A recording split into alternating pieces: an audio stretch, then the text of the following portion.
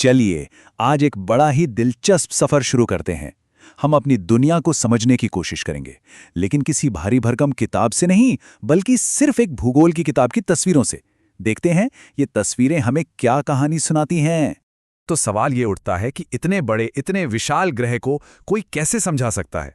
सुनने में तो ये बहुत मुश्किल लगता है ना? पर शायद इसका जवाब इन्हीं तस्वीरों में कहीं छिपा हुआ है। चलिए मिलके ढूंढते हैं। तो हमारी कहानी की शुरुआत होती है इस बिल्कुल सादे से गोले से। अगर हम सारी चीजें, सारे नक्शे, सारे देश हटा दें, तो हमारी दुनिया बस यही है, अंतरिक्ष के गहरे सन्नाटे में तैरता हुआ एक अकेला गोला। लेकिन जैसा कि अक्सर होता है, इस सादगी के पीछे ही छिपी होती है असली गहराई। इस एक गोले के अंदर जिंदगी की, कुदरत की और न जाने कितनी कहानियों की अनगिनत परतें हैं। यही परतें मिलकर इसे एक जीती जागती दुनिया बनाती हैं। तो अब वक्त आ गया है कि इस बड़े से ख्याल से थोड़ा और करीब चलें।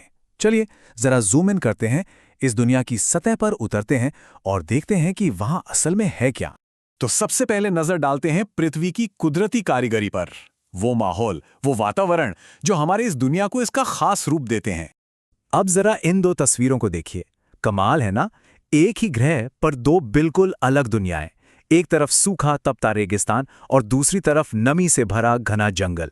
ये हमारे ग्रह की विविधता का कितना जबरदस्त सबूत है। अच्छा, इन अलग अलग माहौल को वैज्ञानिक एक नाम देते हैं, बायोम। इसे ऐसे समझ सकते हैं कि ये कुदरत के अलग अलग मोहल्ले हैं, जहां के पेड़ पौधे और जानवर एक जैसे मौसम में साथ रहना सीख लेते हैं, फिर चाहे वो रेगिस्तान की गर्मी हो या जंगल की नमी। और हाँ, कहानी सिर्फ जमीन पर ही खत्म नहीं होती। हमें इन विशाल महासागरों को भी नहीं भूलना चाहिए। ये सिर्फ नीला पानी नहीं है, ये तो जिंदगी से भरे हुए हैं और दुनिया के सारे कोनों को एक दूसरे से जोड़ने वाले पुल की तरह हैं। और ये तस्वीर, ये हमें एक बहुत ही ज़रूरी बात की याद दिलाती है। ये जो खूबसूरत नज़ारे हैं, ये सिर्फ देखने के लिए नहीं हैं, ये किसी का घर हैं। और बस यहीं से हमारी कहानी कुदरत से मुड़कर इंसानों की तरफ आती है। तो चलिए अब कहानी के दूसरे हिस्से में चलते हैं। ये कहानी है इंसानों की, और इस बात की कि लोग कैसे इस धरती पर रहते हैं, उसे अपना घर बनाते हैं और उसे बदलते भी हैं। जैसा कि इस तस्वीर में दिख रहा है, बहुत पहले से, हजारों सालों से इंसान बस्तियां बनाकर एक साथ रहते आए हैं। उन्होंने अपने आसपास के माहौल के साथ तालमेल बिठाना सीखा और जो भी मिला उसी से अपना आशियाना बना लिया। असल में कोई भी समाज या समुदाय इन तीन बुनियादी चीजों पर ही तो टिका होता है ना? सिर छिपाने के लिए एक छत, पेट भरने के लिए खाना और पानी, और साथ में रहने के लिए कुछ कायदे कानून।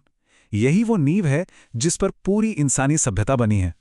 तो अब फिर से एक बार थोड़ा जूम आउट करने का वक्त है। आइए देखते हैं कि ये छोटी छोटी बस्तियां और समुदाय कैसे मिलकर एक बड़ी आपस में जुड़ी हुई दुनिया बनाते हैं। और यही तो हमारी दुनिया की सबसे बड़ी खूबसूरती है, इसकी विविधता। हर कोने में अलग अलग तरह के लोग, अलग पहनावे, अलग रस्में, सब मिलकर इस दुनिया को एक रंगीन गुलदस्ते जैसा बना देते हैं। लेकिन कहानी का हमेशा एक दूसरा पहलू भी होता है। जहां इतने सारे लोग और इतनी विविधता है, वहां कभी कभी टकराव भी होता है। ये तस्वीर हमें याद दिलाती है कि शांति कोई ऐसी चीज नहीं जो हमें मिल जाती है। ये तो एक ऐसा सफर है जिस पर हमें लगातार चलते रहना पड़ता है। तो आखिर में हमने क्या समझा? यही कि भूगोल सिर्फ नक्शों और जगहों के बारे में नहीं है। नहीं, ये तो हमारी, यानी हम इंसानों की कहानी है, कि कैसे हम इस ग्रह से जुड़े हैं, और उससे भी ज्यादा जरूरी कि कैसे हम सब एक दूसरे से जुड़े हैं। तो ये पूरा सफर हमें एक बहुत बड़े सवाल के सामने लाके खड़ा कर देता है। इतनी बड़ी, इतनी उलझी हुई और आपस में जुड़ी हुई दुनिया में हमारी अपनी भूमिका क्या है? हमारी क्या जिम्मेदारी बनती है? शायद इस सवाल का जवाब हम सबको मिलकर खोजना होगा।